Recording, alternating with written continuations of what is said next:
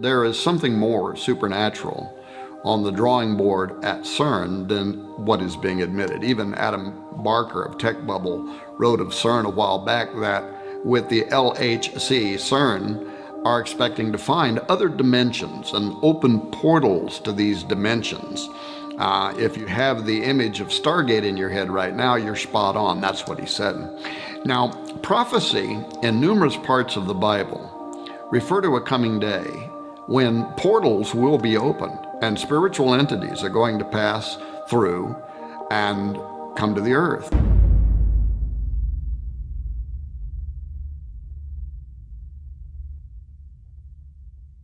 CERN's Large Hadron Collider, the LHC, is the largest single machine in the world, located on the border of France and Switzerland. Its stated purpose is to accelerate subatomic particles by the speed of light and force them to travel in a loop where they then collide. The secular media, rife with non-believers, scientists, atheists, and skeptics of the supernatural, have also all been in a buzz over the global discussion around CERN's seemingly paranormal associations. Although CERN doesn't publicly profess to an agenda in relationship to God or Satan, evil versus good, the spiritual realm as it would be described by Bible believers and so on, recall what some say was just a CERN ritual hoax, which involved video footage depicting what looks like an occult ritual with a group of people all dressed in black cloaks surrounding the statue of the Hindu deity Shiva at CERN, and well, what appears to be stabbing a woman to death in a human sacrifice. The video ends with the videographer crying out and running away, and of course, when the film became public, experts at CERN said it was all just a joke. But all this does suggest there is something more supernatural on the drawing board at CERN than what is being admitted. Even Adam Barker of Tech Bubble wrote of CERN a while back that with the LHC, CERN are expecting to find other dimensions and open portals to these dimensions. If you have the image of Stargate in your head right now, you're spot on. That's what he said. And then he went on to draw parallels to the biblical story of Jacob's ladder.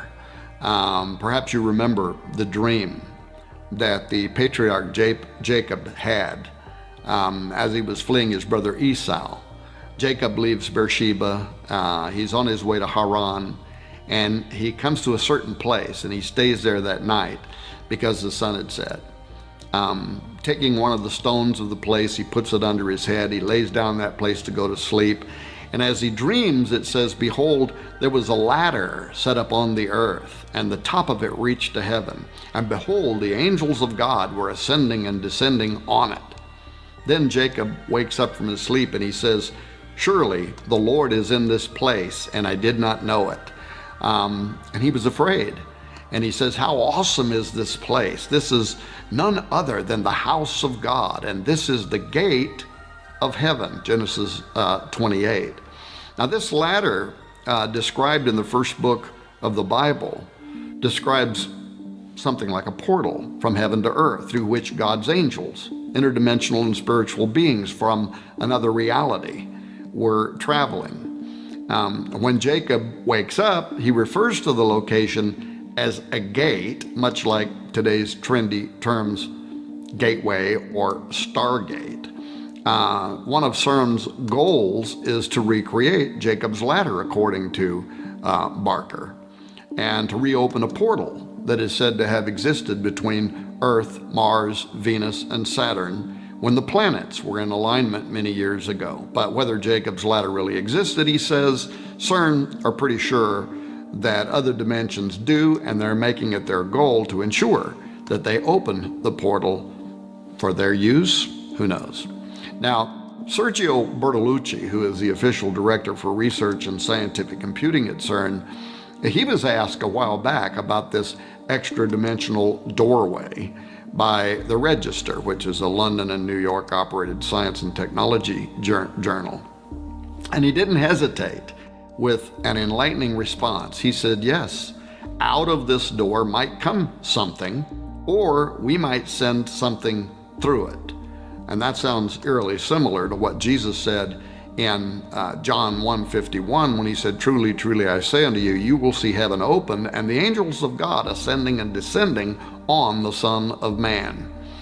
Now, prophecy in numerous parts of the Bible refer to a coming day when portals will be opened and spiritual entities are going to pass through and come to the earth. Now, if that's true, and if those verses are accepted for their literal meaning and not written off as some kind of poetic allegory, as some scholars have claimed, then the idea of CERN playing with gateways is a major concern.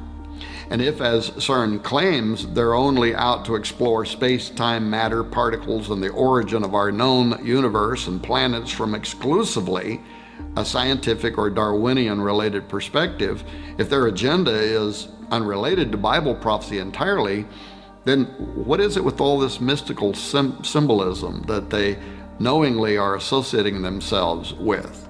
Wouldn't it be more appropriate for them just to proudly display a polished statue of a particle or some artist depiction of the Big Bang instead of the statue of Shiva?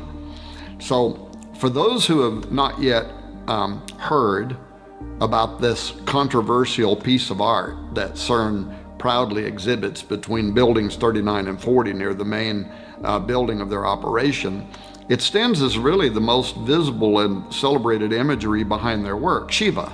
This is the Hindu god of destruction and a symbol of Shakti, or the life force.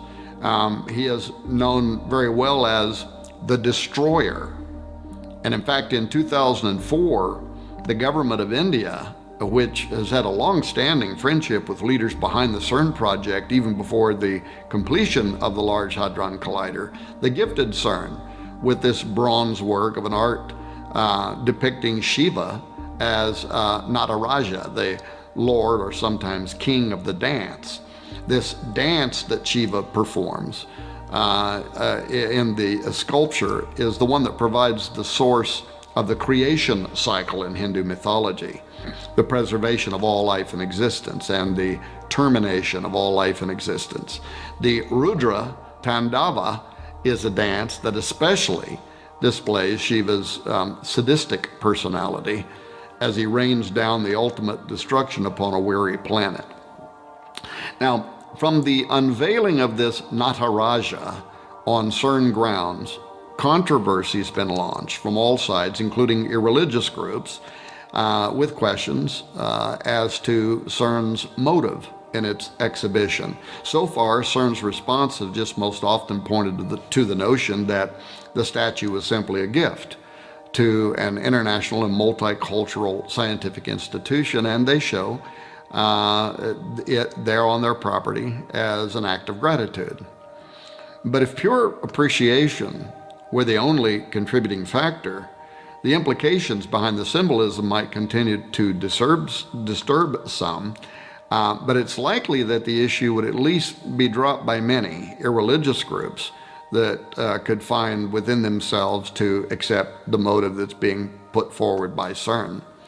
The plaque at the side beside the statue, however, reads in part, hundreds of years ago, Indian artists created visual images of dancing Shivas in a beautiful series of bronzes. In our time, physicists have used the most advanced technology to portray the patterns of the cosmic dance. The metaphor of the cosmic dance thus unifies ancient mythology, religious art, and modern physics. So right there out in the open for all to see is a direct correlation between the Hindu perception of Shiva hundreds of years ago, which is the concept of destroyer that I explained a moment ago, and our time, unifying, quote, ancient mythology, religious art, and modern physics. Additionally, and perhaps even more important, there's a significant section of CERN that is built upon the Saint Genus Poili, which is a commune in Ain, a department of France. In Roman times, the Saint genus Poeli was called Apaliacum. The name Poeli comes from the Latin Apaliacum with the Latin suffix lacum, which denoted possession. But the town and a temple were dedicated there in ancient times to Apollyon, the destroyer, the Shiva Horus, if you will. Apollyon is also the angel of the bottomless pit, referred to in Revelation 9:11. Of course, I can only speculate, but I note the connection between Nimrod, Apollo, and Abaddon, Apollyon at CERN, and the history of the region are all highly curious. Apollo was worshipped by the Romans of that area, as well as the Greeks and in central France. Apollo was equated with the Celtic god Atep Omerus. These two characters were combined to create Apollo Atep Omerus, which can be translated as great horseman or possessing a great horse. In the Celtic belief, horses were closely related to the sun.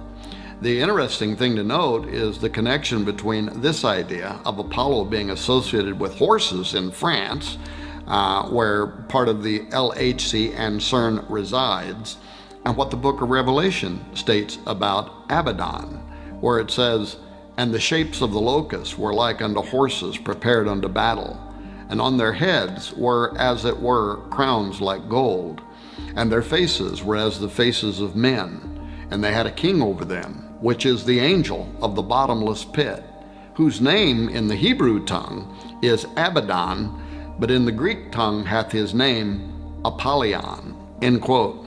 I also note that Revelation chapter 9, after describing how these devil worshippers will be judged during the Great Tribulation period, it ends in verse 21 saying, "Neither repented they of their murders, nor of their sorceries," which is the Greek pharmakia, "nor of their fornication, nor of their thefts." Now, pharmakia is the word that describes the ancient occultic effort to use mind-expanding drugs during rituals in order to open a doorway for making contact with unseen supernatural entities.